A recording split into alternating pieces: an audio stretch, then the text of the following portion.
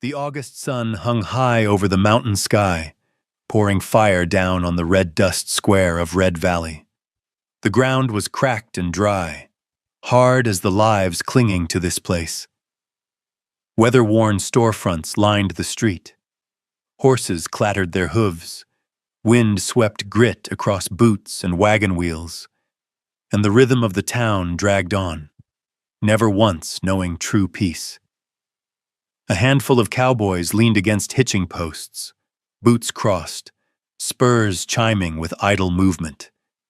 Traders barked their wares, their voices roughened by smoke and heat. Now and then, women in calico hurried past with parasols raised, shielding themselves not only from the sun, but from the crude words tossed their way by men with too much time on their hands. Into that heavy afternoon stepped Naomi Carter, taller than most women, back straight, skin dark and slick with sweat under the harsh sun. Her plain homespun dress bore no pattern, no ornament, and that alone set her apart, for the town was used to seeing her slip by with her head bowed. Across her shoulder hung a leather satchel bulging with herbs, roots, and glass jars, tools of a healer no one admitted they needed until pain drove them to her door. Naomi walked steady along the boardwalks, every eye fixed on her. Some whispered, some sneered, some spat insults that followed her steps. Mountain woman. Dark skins all the same. The jeers pressed in from every side. She heard it all. Yet today, she neither lowered her head nor veered away. She stopped dead center in the square, where sunlight carved a line clear and merciless.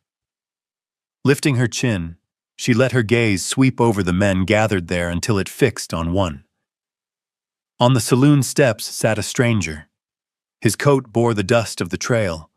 A wide-brimmed hat shadowed half his face, his boots caked with dried mud. Folks guessed him to be a drifter, just another gun hand passing through, content to sit silent and watch the flow of town. Unlike the rest, he offered no laugh, no sneer. His right hand rested loose near the Colt at his hip, the easy reflex of a man long accustomed to living by speed and instinct. Naomi drew a deep breath and strode toward him. The air seemed to tighten, silence spreading as if the whole town braced for a strange play about to unfold. She stopped a few steps from him. The sun lit her face fierce and bright, her dark eyes shining with resolve. Yet her hand, clamped on the satchel strap, trembled just so. Her voice rang out, sharp, cutting through the swelter. "Tonight, you'll come to my bed." The square erupted. Whistles, coarse laughter, the slap of hands on thighs. Men shouted filth, turning her words into a bawdy jest. "Hear that, Hayes?" someone bellowed, though none knew if that was his name. "It's your turn now." Naomi stood her ground. She was no stranger to mockery, but her heart still pounded hard, blood thrumming in her temples. This was no reckless fit. She knew she was gambling her dignity, her land, her very life, under the naked light of day. The man lifted his head. Jacob Hayes. That was the name Naomi would later hold on to. His eyes were storm gray, cold as winter clouds rolling heavy across the plains. He did not smile. He did not jeer. He did not add his voice to the din. Instead, his gaze locked on hers. In that look, the noise of the crowd seemed to fall away until only the two of them remained in the dust-red silence. Jacob saw what others did not. The tremor in her grip on the satchel strap, the despair tucked beneath her proud stance, the fragile armor of courage barely holding her upright. Naomi felt it, being seen clean through. Those eyes held no scorn, no lowering judgment, but rather a quiet measure of truth behind her hard-set face. A shiver ran through her, not fear, but the raw shock of being looked at without ridicule for the first time in months. She swallowed hard, then raised her head higher still, masking the quiver in her chest. Jacob tilted his head, sunlight catching the hard lines of a weather-beaten face. Slowly, he lifted his chin, never breaking that steady gaze, as if waiting to hear the rest. The square hushed. Boot scuffs stilled. Saloon doors ceased their groan. Even the ragged breath of onlookers drew quiet. Everyone knew something out of the ordinary was taking root. Naomi's knuckles whitened on the satchel strap, but she refused to turn away. She had chosen him, chosen that silent look. For in all of Red Valley, his eyes alone had not made her a jest. Dust swirled around their boots, laughter thinning as men began to sense the weight of the moment. No one could laugh when they saw the way the stranger and the dark-skinned woman held one another's gaze. That look stretched long enough to strip the crowd down to nothing but two souls and a truth gathering shape. Naomi drew a breath deep into her lungs, and the tremor in her hand eased. Beneath that gaze, she was no longer alone. Jacob Hayes had yet to speak, but his eyes delivered the first answer. That evening, the little church of Red Valley stood near empty. Light filtered through its clouded windows, laying a pale gold sheen across rows of worn pews. The floorboards still carried the faint tang of pine pitch, cracks running like veins across their length. Naomi Carter sat stiff-backed, her hands woven tight on her knees, as if letting go might shatter everything she held together. Jacob Hayes lingered near the door, one hand braced against the frame, the other brushing the brim of his hat. He held his silence long, letting the whistle of wind through the cracks fill the room alongside his steady breath. It was not the heavy silence of scorn she had always endured, but a quiet that felt like patience. He was waiting for her to find her voice. Naomi bit her lip, then opened her satchel and drew out a sheaf of papers, their edges worn soft. She set them on the bench beside her and pushed them toward him. My father, Elijah Carter, left me 1,200 acres, along with the silver mine he registered legal and proper. Her voice did not tremble, though her eyes dropped. He passed 3 months ago. His death, it wasn't natural, and now I've only 7 days left to keep what he built. Jacob did not answer right away. He crossed the room, picked up the first page and scanned the blurred ink and faded seals. His face hardly shifted, though a crease deepened between his brows when he reached the clauses on inheritance. Naomi pressed on, afraid her throat would close if she stopped. The new territorial law says a colored woman, unmarried, can't inherit more than 1,000 acres. They call it social stability. I call it theft. The court gave me 30 days to take a husband, or the whole of it falls into government hands. And that government sits deep in Victor Alden's pocket. At the mention of the name, Jacob laid the paper down. His storm-gray eyes flickered with recognition. Alden. The word came rough, enough for Naomi to know he'd heard of the man, a mayor whose power reeked of rot. Naomi gave the faintest nod. He's coveted my father's land for years. 3 men once courted me. Each disappeared soon after. One bound for California, one suddenly recalled to Missouri. One bold enough to tell me he'd been paid to leave. Alden bought them off. Now this is all I have left. She lifted her gaze to his, steady despite the tremor beneath. I need a husband. Only on paper. You've got a name, a gun, and I trust you don't ride for Alden. Her boldness drew the air taut. Outside, hoofbeats faded into distance. Inside, only 2 people remained in the hush, long shadows spilling across the floor from the pale glass. Jacob braced his hand on the pew and sat across from her. And what would you trade for it? Naomi drew breath deep and answered plain. You'll have 20% of the mine's silver profit. A roof when you want to stop roaming. After 1 year, if you wish to go, we'll part ways without quarrel. I bind no man. I only mean to keep the land my father bled for. Jacob gave no quick reply. He studied her long, his gaze reaching into the clash of fear and pride within her chest. Behind his rough quiet was a weighing of her words, as if each carried the weight of lead.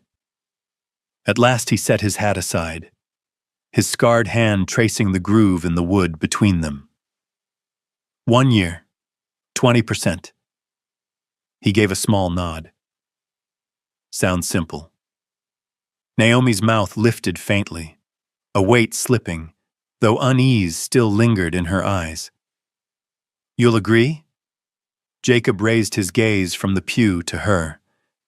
I'll agree, to consider. It was no firm promise, but in that half-answer, she heard the first thin thread of hope. She pushed herself up, bracing a hand on the bench, though her legs shook from a day stretched taut. Jacob rose, reached out, and steadied her. In that moment, Naomi felt something she had never known. The heat and steadiness of a hand not forcing, not claiming, but simply holding her upright. Warmth seeped from his palm, loosening the long chill wrapped around her. An unfamiliar safety stirred within her chest, quickening her breath.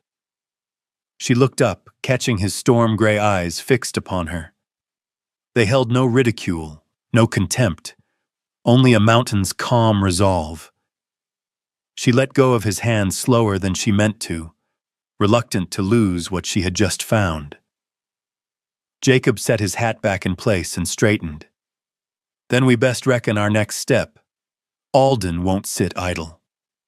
Naomi nodded, her voice quiet but firm. I know. That's why I chose to risk it on you. The wind pushed through the gaps, carrying red dust across the threshold. Inside that hollow church, two strangers laid down the terms of a bargain. One no soul in Red Valley could have foreseen, yet one that would alter the fate of them both, and of the town itself. That night, Red Valley glowed faintly under the rare shimmer of lanterns swinging from saloon porches, their light quivering across the dust-red street. The town, so used to its daytime clamor, lay quiet now. The roads were empty save for a few figures hurrying through the shadows, and yet, in the wooden church at the end of Main Street, something hushed and fateful was unfolding. Naomi Carter stepped slowly across the threshold. For the first time, her satchel did not hang at her side. She wore the plainest dress she owned, its color washed pale by mountain sun and rain. No lace, no flowers, yet it was pressed, clean and solemn, in a way finer cloth could not match. Draped across her shoulders was the thin shawl her mother had left behind, shivering faintly in the draft, slipping through the cracked frame. Jacob Hayes waited at the simple table in the center of the room. His trail-worn coat was gone. A white shirt clung broad across his shoulders, collar open, sleeves rolled high to reveal arms browned by sun. Lantern light caught his face set firm, his gray eyes settled and sure, no trace of the wavering she had glimpsed that afternoon. Two witnesses stood by. Mei Chen, the laundress whose black hair had turned to silver, yet whose back remained straight, and old Pete Walker, a miner whose hands still bore the dust of ore. Naomi trusted them, for neither could be easily bought by Alden's coin. The minister, bent with years, opened a weathered Bible. His voice rasped yet steady as he read the words known by heart. The prayer rose and mingled with the whistle of night air through the walls, sounding like a fragile hymn pleading to hold justice in a town long traded for greed. Naomi stood beside Jacob, hands locked tight before her waist. Her heart beat fast, not with fear, but with the weight of a step from which there was no return. Her eyes slid sideways without meaning to. Jacob was not watching the minister, nor the witnesses. He stared ahead, though at the corner of his gaze she caught a steady flame, a determination burning quiet but strong. When the time came to sign the marriage record, Jacob drew a chair for her first. Naomi gave a small nod, fingers trembling as she took the pen. Her writing wavered, strained by nerves, but she forced each letter to completion. As she lowered the pen, her shoulder brushed his. Barely, yet enough to startle her. His warmth bled through the mountain chill, quickening her breath. Jacob took the pen after her. His hand moved firm and straight, the lines of his name like a pledge that needed no flourish. He set the pen down, then turned toward her. Naomi dropped her gaze, ready to step back, when her mother's shawl slid from her shoulders to the floor. Jacob bent without a word, lifted the thin cloth, and placed it once more over her shoulders. The motion was slow, careful, as though his rough palm was long trained to guard fragile things. In that instant, Naomi's heart stumbled, shaken by a hukka, gentleness she had never expected. The minister lifted his head, his hoarse voice carrying, "From this day, you are husband and wife before God and this community." By custom, hands would be clasped to seal it. But Jacob did not offer his in a shake. Instead, he raised hers, bent, and pressed a brief kiss to the back of her hand. Naomi's whole body quivered. Heat swept her face, flaring red under the lantern glow. The kiss was no longer than a breath, no bolder than a touch. Yet for a woman who had never been looked at with respect, that simple gesture felt like the crossing of a threshold. Mei Chen's lips curved in a small smile. Pete Walker rubbed his chin, for once without a jest. Even the minister dipped his head, as though he too sensed this was more than a contract. The gavel struck thrice, closing the ceremony. Silence held them a beat longer. Then the night wind slipped in, carrying dust across the floor, and Naomi knew her fate had turned for good. There was no going back. Jacob settled his hat and stepped closer. His voice was low, steady, carrying the weight of iron. "It's done. You're not alone now." Naomi lifted her gaze. Words caught in her throat, so she gave a single nod. Together they stepped out into the dim lamplight, beneath a western sky heavy with stars. On that quiet night, two figures moved side by side, a drifting cowboy and a dark-skinned healer, husband and wife on paper. Yet in a brush of shoulders, a kiss upon a hand, and a shawl replaced with care, Naomi felt the tether draw tighter than any bargain. Something had begun that could not be measured by ink or law. The cabin stood a mile out from Red Valley, tucked against a stand of old pines. The path leading in was nothing more than a narrow rut, red dust shifting under the hooves of a horse. Moonlight spilled across the clearing, sketching a wavering silver over the weather-worn roof. Naomi led Jacob home, her heart beating with a rhythm unfamiliar, not from fear, but from the knowledge that her father's house would, for the first time, hold the presence of another man. The wooden door swung wide, and the faint scent of herbs drifted out. The cabin was small but neat. Shelves lined one wall, rows of glass jars filled with roots, dried flowers, and tinctures, each labeled in her careful hand. On the large wooden table lay medical texts and Elijah Carter's worn ledger, pages still pressed with the ghost of wilted petals. Jacob stepped inside, eyes traveling over the room as if surveying a new battleground. He showed no surprise, only a small nod at the uncommon orderliness for a frontier dwelling. Naomi set her satchel down, slipping the thin shawl from her shoulders. "This is my home," she said quietly, her voice leveled by effort. "It was my father's work, and now it will be ours." Jacob removed his hat and set it on the table before pulling out a chair. "It'll hold for now," he said, "but if Alden means trouble, these walls won't stop it." Naomi turned to him, catching the steadiness in his gaze. "I know. That's why we need to plan. This marriage isn't just ink. It's the shield that lets me keep the land and the mine. But Alden won't quit here." Jacob leaned back, fingers laced, voice low. "Alden's got people. Morrison, doctor, kin to him. If pressed, they'll play dirty. Lies, threats, fire, guns, whatever it takes to make you run." His eyes locked on hers, voice deliberate. "Now that you've wed me, every shot they fire will be aimed at us both." Naomi was silent, her breath steadying as if to carry the new weight. Her shoulders felt heavier, but not as lonely. "I understand," she murmured at last. "I'm not afraid anymore. It's just—" Her gaze shifted away. "I've never trusted a man enough to carry this burden beside me. But tonight, I don't have another choice." Jacob gave no reply, only a slow nod, his eyes softening with a flicker of respect for the courage she had laid bare. Outside, the night wind cut through the eaves, rattling the roof. Jacob rose and stepped to the porch. Naomi followed, watching as he tilted his head upward, frowning at a row of loose shingles. "This roof wouldn't hold through a hard rain," he muttered.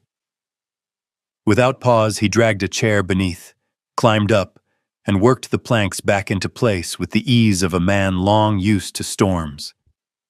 Naomi stood below, struck still. The sight of him, this stranger, now her husband, sleeves rolled, broad shoulders squared against the night, hair tousled by the wind, shifted the cabin from a place of solitude into the shape of a home. When he stepped down, Naomi had already set a kettle on the fire. She poured 2 clay cups and brought them over. "Mint tea," she said. "My father swore it lightened the heart." Jacob accepted the cup. In the passing, his calloused fingers brushed hers. The touch was slight, almost nothing, yet the air froze between them. Naomi's breath caught, her instinct to draw back halted by the slow steadiness of his hand. Their eyes met across the curl of steam. For a moment, the room itself seemed to hold still, the fire crackling in the hearth, her heart drumming hard against her ribs. Heat spread through her fingers, not from the tea alone, but from the warmth seeping across his touch. Those storm-gray eyes met hers again, not probing this time, but holding something like a silent promise. Neither spoke, letting the faint contact carry what words could not. Then Naomi eased her hand back, hiding the tremor by smoothing her skirt. Jacob only lifted the cup, took a sip, and nodded. "It's good. You brew it well." Naomi pressed her lips together, the shadow of a smile breaking free despite her efforts. She turned away, the flutter still alive in her chest. They spoke little after that. Jacob spread a blanket over the long bench, claiming it for himself without question. Naomi offered no protest. She lit another small lamp, its glow spilling soft over the walls, pushing back the dark. In her narrow bed, Naomi lay listening to the night wind against the door, the steady rhythm of Jacob's breathing beyond, and the echo of her own heart still unquiet from the brush of his hand. The first night of their bargain passed without ceremony. Yet in the warmth of tea, a touch between fingers, and silence deep enough to bind, a thread had been drawn between them. one not written on paper, nor bound by law, but spun from a glance, a touch, and a stillness that carried more than words ever could.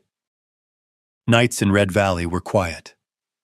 Only the wind scraped across the barren ridges, carrying with it the dry tang of dust and wild grass. In the small cabin perched on the hillside, Naomi Carter lay awake on her narrow bed, staring at the ceiling beams. Sleep had been a stranger since her father's passing. Memories of Elijah Carter, his laugh, his broad, rough hands, the final words he'd left her, circled endlessly through her mind. In the front room, Jacob Hayes stretched out on a wooden bench, hat pulled low across his brow. His breathing came slow and steady, the rhythm of a man used to danger, yet able to steal rest wherever he lay. Naomi listened to that sound. Strangely, it steadied her, lending a sense of safety despite the fact that he had been a stranger only a day ago. It was in that fragile calm that a new scent slipped under the door. Acrid, sharp, heavier than the familiar smoke of the hearth. Naomi's brow knit. She bolted upright. It was the smell of burning wood, green and raw. Heart pounding, she hurried to the porch. Behind the cabin, a red glow licked skyward. A pile of straw stacked against the wall had caught, flames racing hungrily up the boards. "Jacob!" Her voice cracked with alarm. The man was on his feet in an instant. His Colt flashed in his hand, but one glance at the blaze sent the weapon clattering back onto the table. He sprinted out into the yard. "Water!" he barked, already hauling himself toward the roof. Naomi bit her lip hard and rushed to the well. Her hands shook as she heaved the creaking bucket upward, water sloshing over her wrists. On the roof, Jacob's silhouette cut sharp against the fire-lit sky. He beat the flames with his coat, but the fire leapt higher. Naomi staggered beneath the weight of the first bucket, racing to the eaves. Jacob leaned low, arm outstretched. Their hands struck together as he seized the pail, his calloused grip scraping hers, hot with strength and urgency. For a breath she froze, her chest surging with a heat that was not only the fire. Then the bucket emptied in a hiss of steam, and his voice cut through. "More!" She turned and ran. Again and again she hauled water from the well, her arms trembling, shoulders burning. Sweat ran with soot down her face. But every time she looked up, she saw Jacob solid on the roof, fighting alongside her. Without words, they fell into rhythm, her bringing water, him quenching flames. The night filled with the roar of fire, the crash of buckets doused, the rasp of timber straining under heat. Smoke stung her lungs, made her cough raggedly, yet she pressed on. This cabin, these walls, held everything her father had left. She would not see them taken. Nearly an hour passed before the last blaze choked out, leaving only smoke curling skyward. Ash scattered across the clearing, sparks dying into black. Naomi dropped onto the porch step, arms trembling too hard to lift again. Jacob climbed down, landing light despite his weariness. His face was streaked with soot, hair damp from sweat, but his eyes burned clear under the moon. Naomi turned aside, ashamed of her weakness. But when she looked back, his gaze caught hers. Gone was the cold distance of their first meeting. In its place glimmered a warmth she hadn't thought possible. Her hand lifted to her cheek, where the heat of flame still lingered. Before she could brush it away, Jacob pulled a folded kerchief from his pocket. He crouched and, with surprising gentleness, wiped the streak of ash from her face. Naomi froze.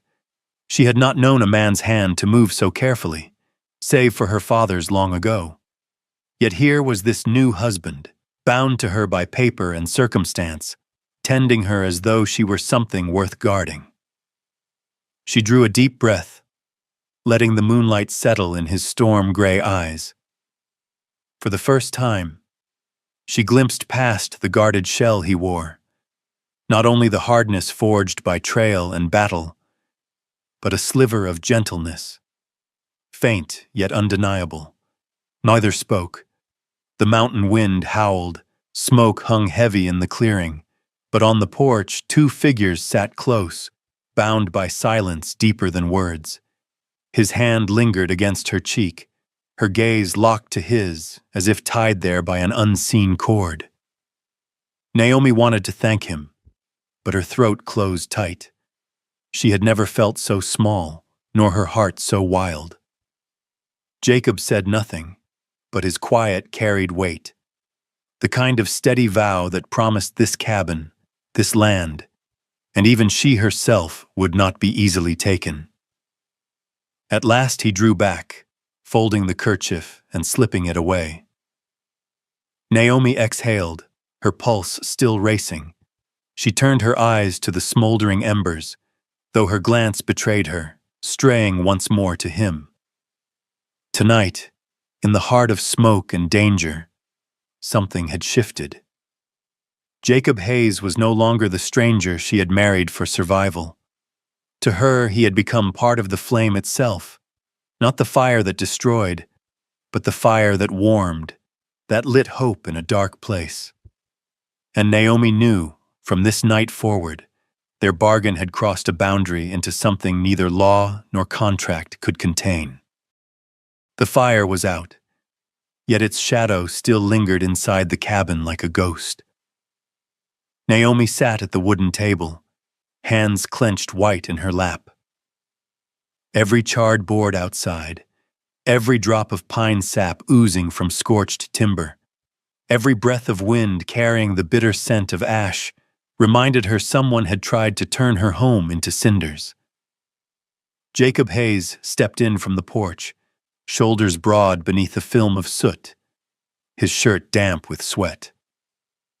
He laid his gun on the table and sat across from her. In the wavering glow of the oil lamp, his storm-gray eyes burned with a steadiness Naomi had never seen in any other man of Red Valley. "Naomi," his voice came rough, worn from the night's fight.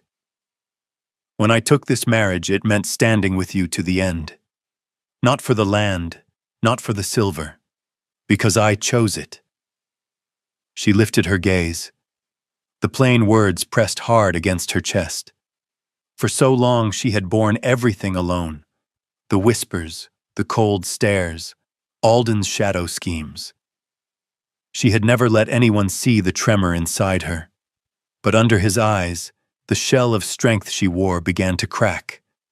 A sob caught in her throat. She raised a hand to cover it, but Jacob leaned forward and gently pulled her hand away, his calloused fingers closing firm around her wrist. "No need to hide," he murmured. "You're not alone anymore." The heat of his palm spread into her, shaking loose every wall she had built. Their eyes held, longer than ever before.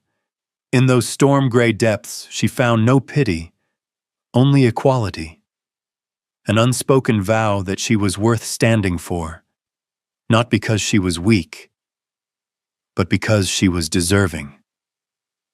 "Jacob," she whispered, her voice trembling.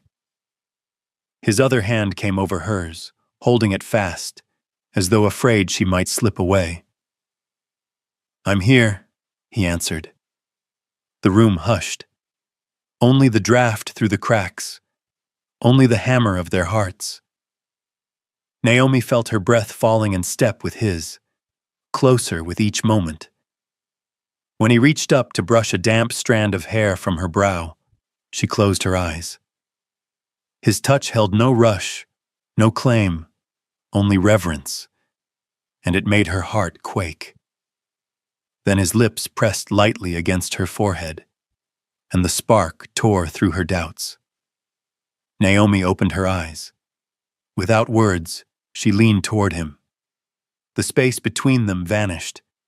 Their mouths met in a kiss, at first hesitant, then deepening, carrying the hunger of all they had held back. Breath tangled with breath, Her hands clutched his shoulders, his broad hand settling at her waist and drawing her nearer. The wooden chair groaned as they rose together, edging toward the narrow bed against the wall. Naomi felt the boards at her back, his hands cupping her face, his eyes searching hers for permission. She laid her palm against his chest, steadying over the beat of his heart. "You're certain?" His voice rasped low, breaking at the edges. Naomi gave no answer in words. She pulled him down, her lips claiming his again, fierce and sure. In that embrace, she knew her choice was not for law, nor bargain, but for her own heart. That night, the cabin bore witness to a quiet transformation. Two strangers, once bound by necessity, gave themselves over to trust, to closeness they had never dared imagine. The weight of grief, the long strain of fear, broke open at last. Naomi let herself be soft, resting against Jacob's chest, where the strong thrum of his heartbeat sounded like an oath unsaid. Outside, the sky above Red Valley was strewn with stars, glittering across the black mountain ridge. But for Naomi, the whole of it was contained in the warmth of his breath and the strength of his arms. As the oil lamp burned low and finally died, they ceased to be husband and wife on paper. In truth, before God and the night, they had become one. Dawn broke over Red Valley in a pale wash of light, touching the ground that had endured fire only hours before. The cabin still bore its scars, charred smudges across the eaves, the thick scent of smoke lingering heavy in the air. Naomi Carter stepped into the yard, her mother's shawl draped across her shoulders. Weariness clung to her eyes, yet her face shone with something different now. She was no longer alone. Jacob Hayes was already there, checking the tack on his horse. His hands, scarred and steady, tightened knots with the patience of a man who found peace in small labors. When Naomi drew close, he lifted his head. Their eyes met, and a spark passed between them. Silent, private, the unspoken memory of the night they had shared. The moment shattered with the drum of hooves on the dirt road leading into the valley. Naomi clutched her shawl tighter. Jacob's hand slid to the butt of his revolver before the dust cloud even crested. 5 riders appeared. At their front rode Jake Morrison, brother to Dr. Morrison, and long a loyal enforcer of Victor Alden. He was a gaunt man with a grin that never reached his mocking eyes. Behind him, 4 hard men rode with dust-coated coats and pistols slung low. "A fine morning to call on neighbors," Morrison drawled, his words dripping with scorn. "Word is Miss Carter's gone and found herself a husband. Must be quite the spectacle. A drifter laying claim to such a rich patch of ground." Naomi bit her lip, heat rising in her chest. Before she could speak, Jacob stepped forward. His palm still rested on the holster, but his voice was calm thunder. "Choose your words careful, Morrison. This isn't the place for mudslinging." Morrison smirked, though his eyes gleamed with challenge. "Mud? Just the truth. Everyone knows Alden intends this land for those more fitting." Jacob tipped his head slightly, dew-dark hair clinging to his brow. Fitting men don't set fire to a widow's cabin in the night. The air thickened. Crows burst from the pine tops, their calls ragged and harsh. Morrison nodded to one of his riders. The man's hand twitched toward his gun. Jacob moved, faster than breath. The scrape of steel rang sharp as he drew, his Colt leveled before the man's fingers brushed his weapon. His stance was easy, yet his gaze cut like a blade. "Don't," Jacob said softly. "I dropped 3 men in Amarillo before they blinked. You want to wager your life on speed? Go on." The man froze, hand halted mid-motion, eyes wide. Even Morrison's sneer faltered. Jacob Hayes wasn't just another drifter. He was a gunman quick enough to make hard men shake. Naomi stepped forward then. For the first time, she did not shrink behind her father's memory or Jacob's defense. She stood tall, brown eyes burning like coals, her voice carried across the yard, clear and defiant. "This is my husband. Strike at me, you strike at him. Strike at us, and you strike at justice itself." The yard fell silent. Even the hum of insects seemed to hush. Morrison narrowed his eyes. The mockery slipped, replaced by something colder. He knew the weight of her words. With them, Naomi had bound her claim not only to Jacob, but to the eyes of Red Valley. The town could no longer dismiss her as a woman to be bullied. Jacob looked at her, pride flickering in the steel of his gaze. He saw not a fragile healer clinging to her father's land, but a fighter who had stepped into the light, daring to stake her honor on their union. Morrison forced a chuckle, though a tremor bent his tone. "Fine words, but words don't change the law. Alden still runs this town. When he decides, you'll both be nothing but ashes in memory." Jacob held his aim steady, eyes locked on Morrison. "Then tell Alden the game's shifted. We're not standing alone anymore. And me, Jacob Hayes, I don't bow to threats." The standoff stretched tight, the morning air humming like a taut wire. At last, Morrison jerked his chin, signaling retreat. The riders turned their horses, dust pluming behind them. Before he wheeled away, Morrison leaned down, his voice a rasp. "We'll meet again." They galloped off, leaving the clearing heavy with silence once more. Naomi's chest heaved, but she stood straight, shawl billowing in the breeze. Jacob slid his revolver back into its holster, then laid a hand gently on her arm. "You did what few would dare," he said, voice low, filled with quiet respect. Naomi turned to him, fire still alive in her gaze. "My father taught me, silence only feeds evil. Today I could not stay silent." Jacob nodded. A rare smile touched his lips, slight, but carrying weight enough to ease something deep inside her. For the first time, Naomi felt it clear. He did not see her as a burden. He saw her as his equal. Together they stood amid the smoke-stained yard, the mountain wind stirring around them. Enemies still waited, dangers still loomed. But in that moment, Naomi knew their bond had crossed beyond contract and necessity. It had become a living cord, forged in fire and defiance, strengthened by shared resolve and unspoken vows. That day, wind scoured Red Valley raw.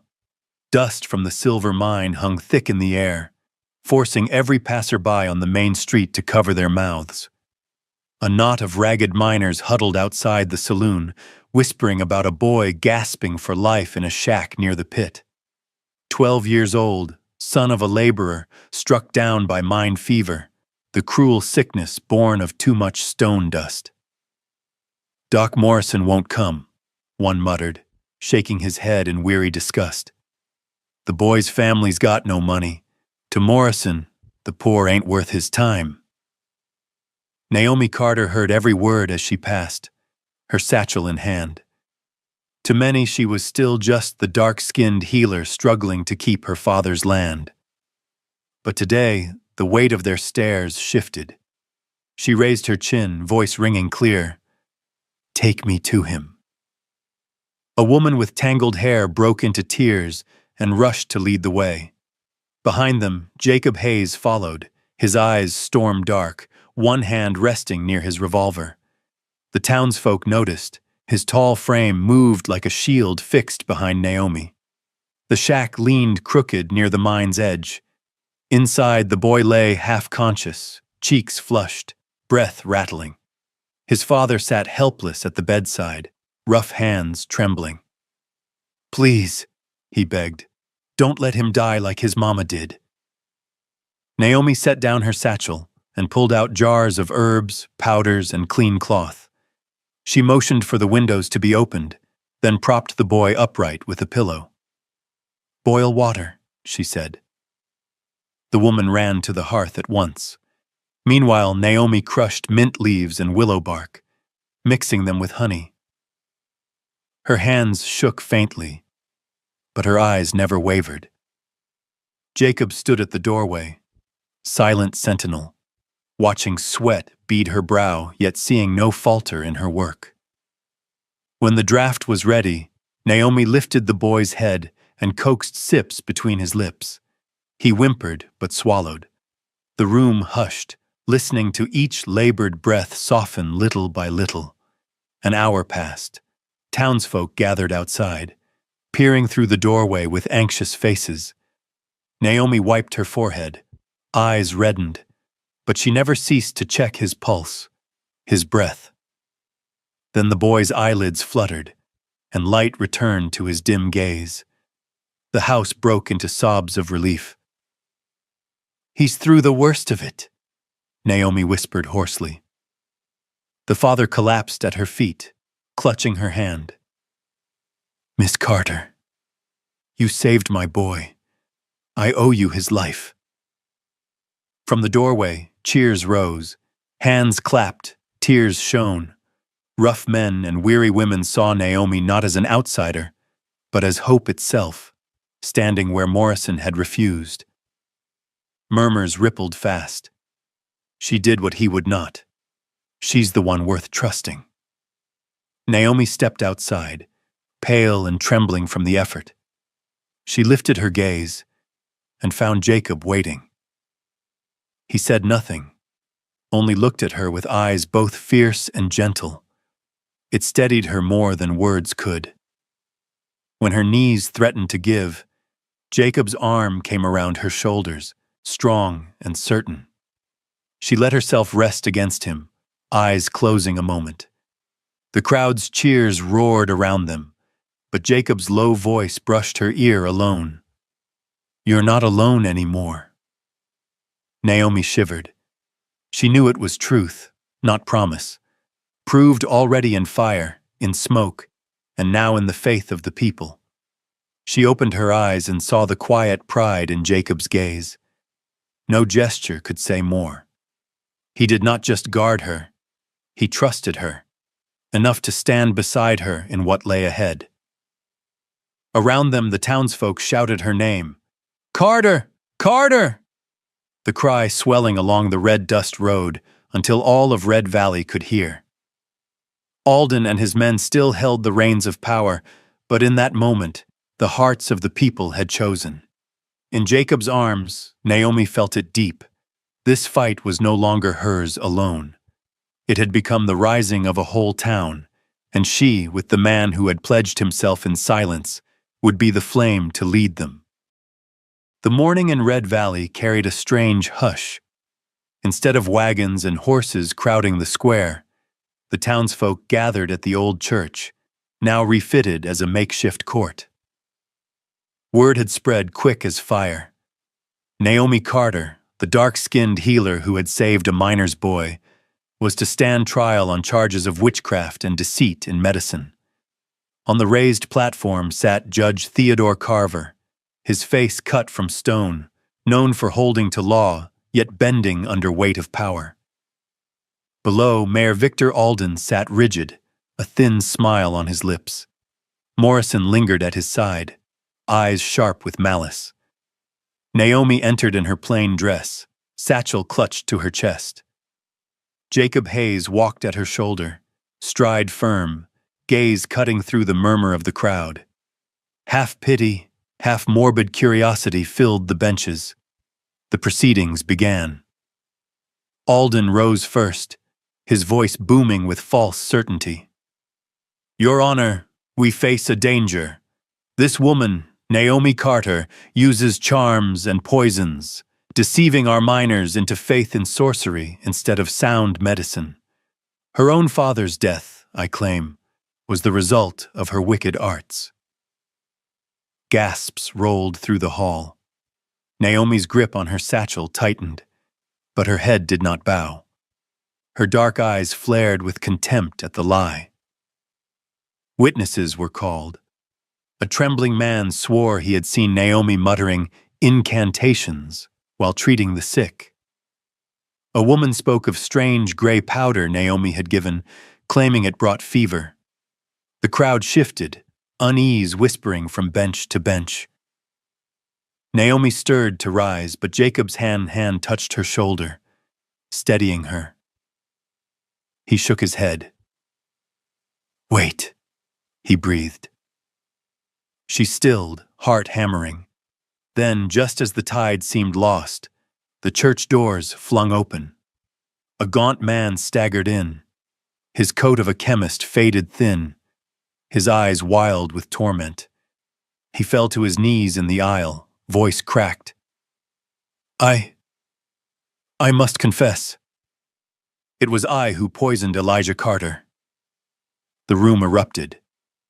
Judge Carver hammered his gavel, his shouts drowned by the uproar. The man wept, words spilling like blood. Alden paid me. He gave me gold to lace Elijah's medicine, to still his heart. I can't bear the guilt any longer." All eyes swung to Alden. His face paled, then steeled back into its mask. He let out a sharp laugh. "The ramblings of a drunkard are no evidence. This is a circus." But the seed was sown. Whispers rose like a tide, suspicion rooted in every face. Judge Carver's brow furrowed deep as he struck the gavel again. "Order!" Naomi trembled. She had long feared her father's death was no accident, but proof had eluded her. Now, hearing it confessed, the weight nearly broke her. Tears filled her eyes as her knees weakened. Jacob's strong arm caught her before she fell. He stepped forward, his presence filling the room. His voice, low and firm, cut through the chaos. "You would condemn Naomi because she is a woman, because her skin is dark, because she dared to stand against a man of chieftain power. Yet truth has spoken. It was Alden who ordered Elijah Carter's murder. He is the darkness haunting Red Valley." Jacob paused, then turned to Naomi. His gaze no longer held the distance of a hired gunman. It was the gaze of a man who had found a home in her heart. "Naomi needs no sorcery to heal. She has only her hands and her heart. And I—" He drew breath deep. "I stand not only as witness, I stand as her husband. I love her. Before this town, I vow our marriage is real, and I will guard her to the last breath." The hall froze. No whispers, no shifting feet. Only Naomi's heart pounding, breaking open at his words. Her eyes blurred, not only with relief at her vindication, but with the shock of hearing aloud what she had only dared to feel in silence. Judge Carver leaned back, his stern mask cracked by hesitation. His weary eyes flicked from Naomi to Jacob, then to the murmuring crowd. Slowly, he raised the gavel and struck. "This court is adjourned. These charges of witchcraft cannot stand. The matter will be taken to the district bench for full inquiry. But one thing is certain. Naomi Carter is no witch." The room exploded, not with fear this time, but with cheers. Naomi stood stunned, then turned to Jacob. He gave a brief nod, lips curving into the rarest of smiles. In that instant, Naomi knew the storm was far from over. Alden would not relent. The fight had only begun. Yet she knew as surely as breath that she no longer faced it alone. And in the dim, dust-flecked light of that courtroom, a love newly spoken had become the fire that would never be quenched. The morning after the trial, Red Valley seemed clothed in a new skin. The air, once thick with fear and suspicion, felt clearer, though the silver dust still hung in the wind. News of Alden being hauled off to the county jail spread like prairie fire across dry grass. In every corner of town, people buzzed. Faces that had long stayed bowed now lifted, their eyes flickering with the first glints of hope. Naomi Carter stepped onto the porch of her cabin, apron dusted with the powder of herbs. Down the road, children ran in play, wooden scraps in their hands fashioned into guns and swords, shouting with joy, "Come! Carter won!" She froze at the sound. Once the name Carter had carried only whispers of scorn. Now it rang like a badge of pride. Jacob Hayes had been gone since early light, helping miners rebuild their neglected stock pens. When he returned, his shirt clung with sweat, sleeves rolled high, earth smeared on his strong hands. He paused at the gate, his eyes fixed on Naomi.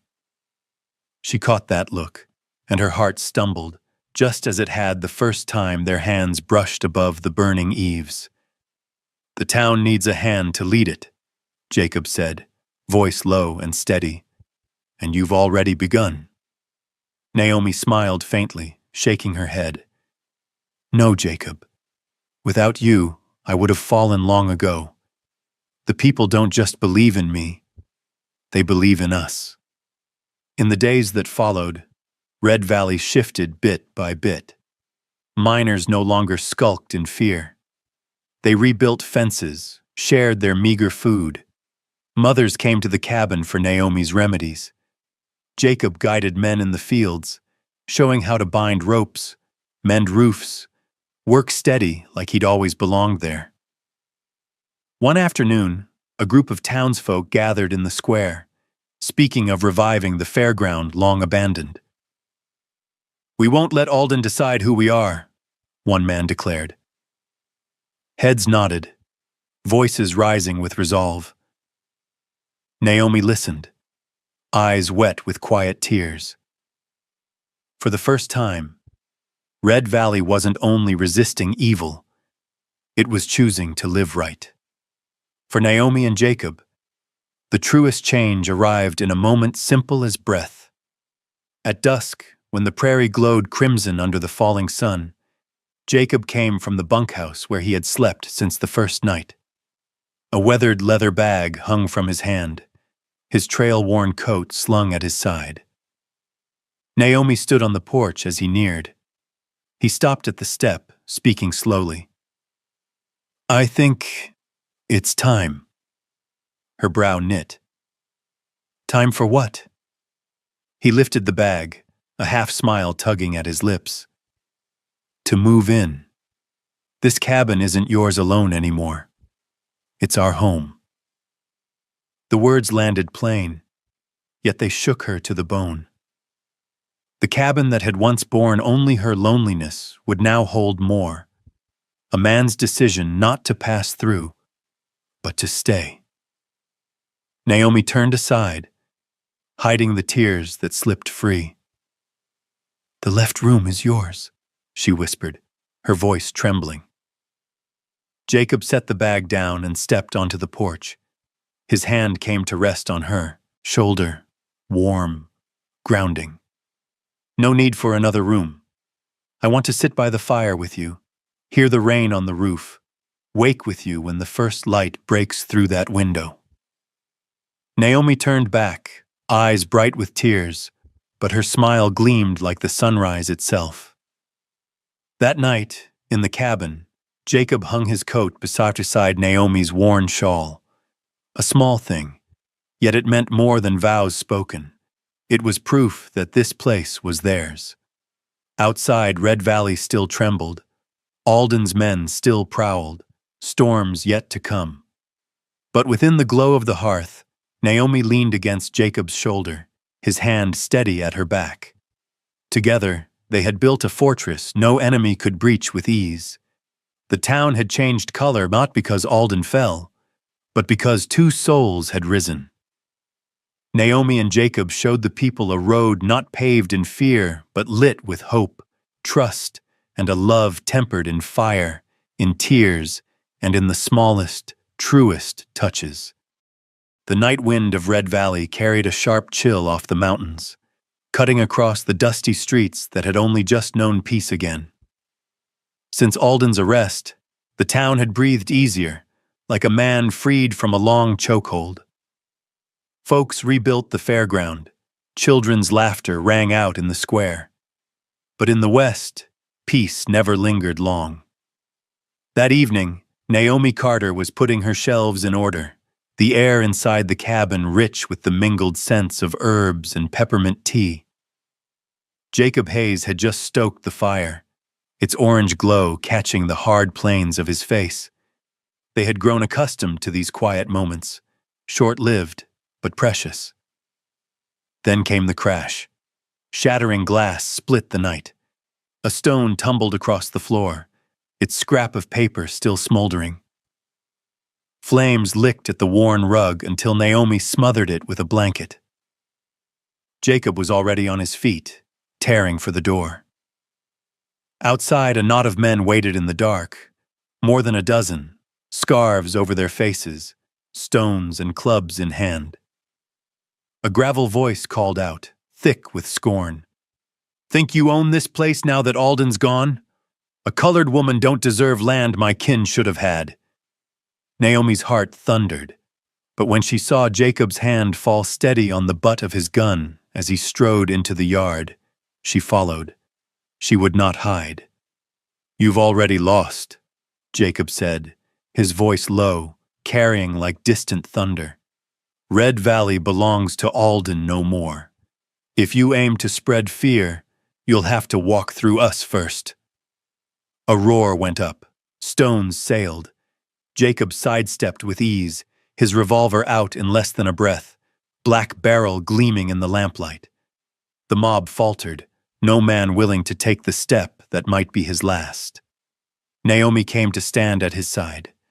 She held no weapon, only her satchel pressed to her chest, but her eyes burned bright. "This is my home. This is my husband. And this is our town. If you mean to tear it down, then look well, because the people of Red Valley will choose where they stand." At that moment, doors along the square burst open. Neighbors poured out, miners, wives, even children clutching sticks.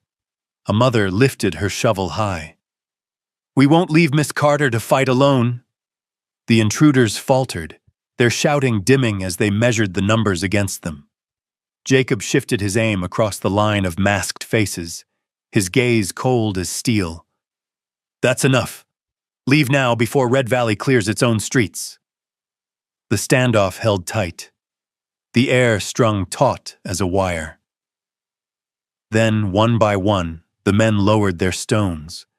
Boots shuffled backward, horses wheeled, and soon the dust of their retreat faded into the night. Naomi stood frozen, her shoulders trembling as the quiet fell. Only when the square emptied of threat did she feel her knees weaken. Jacob holstered his gun and turned, pulling her into his arms. His embrace was fierce, steady, pouring warmth into her shaking frame. Naomi pressed her brow against his shoulder, tears breaking loose.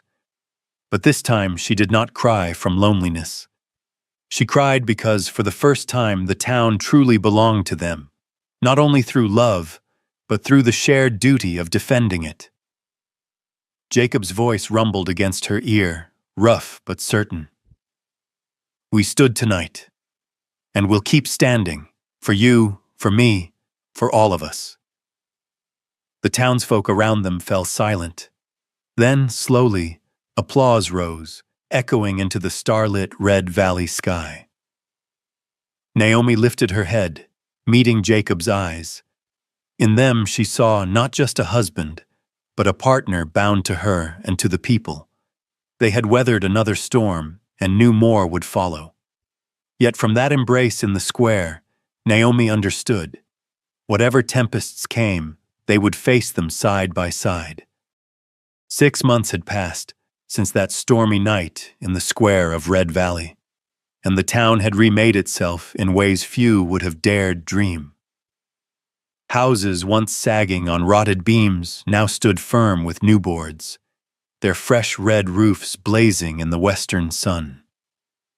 The main street, once only a scar of dust and ruin, now held a coffeehouse porch, a dressmaker's shop, even a small post office.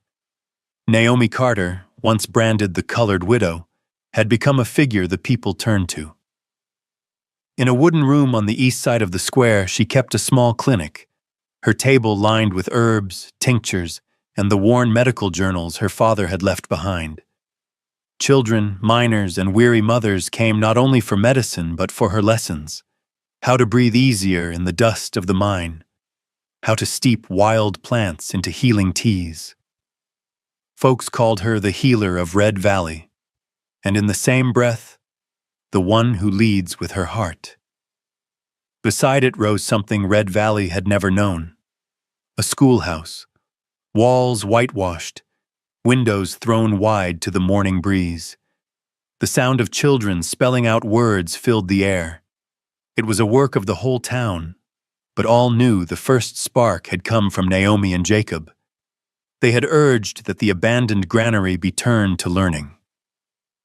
Jacob Hayes was no longer the lone gun hand standing at the edge of things.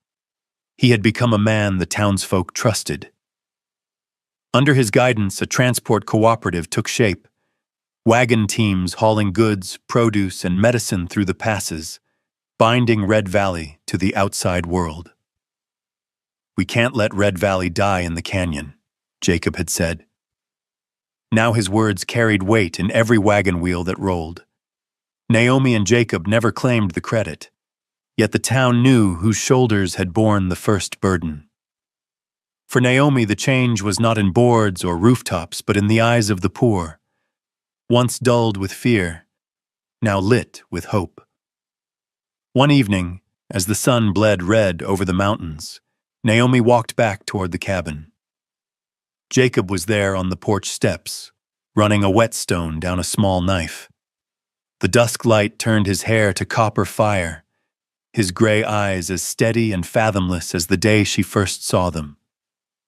Naomi paused, her heart beating slower now, stronger than ever. For half a year they had lived as man and wife, but still silence lingered between them, a hush born of old wounds, of two souls who had not yet dared to name the bond they carried. Jacob looked up and saw her there. He set the knife aside and rose. In the stillness of the evening, his voice came quiet but firm. "Naomi, it's time I said what you already know. Our marriage isn't a contract anymore. It isn't about land or silver. I've come to love you. Since that night the fire licked the eaves, I knew I'd never walk through this life alone again." Naomi froze, tears spilling before she could stop them. She had longed for those words, yet when they came, they shook her to her core. She stepped forward, laid her hand against his chest, felt the strong, steady beat. "Jacob," she whispered, "I've loved you too. From the moment you stood before the court and named yourself my husband, I knew I was no longer alone." They needed no vows beyond that. Their kiss beneath the reddened sky was slow, unhurried, and spoke more than words ever could. That night, under a vault of stars, Red Valley slept in peace. The little cabin glowed with lamplight, sheltering two once strangers who had found their home in one another. Naomi rested her head against Jacob's shoulder, her gaze lifted to the dark sky alive with starlight. Her voice came soft, trembling yet certain. "From that day in the dusty square, my life was never the same." Jacob said nothing, only tightened his grip on her hand. It was answer enough, a promise that he would walk beside her through every season still to come, until the stars themselves gave way to dawn.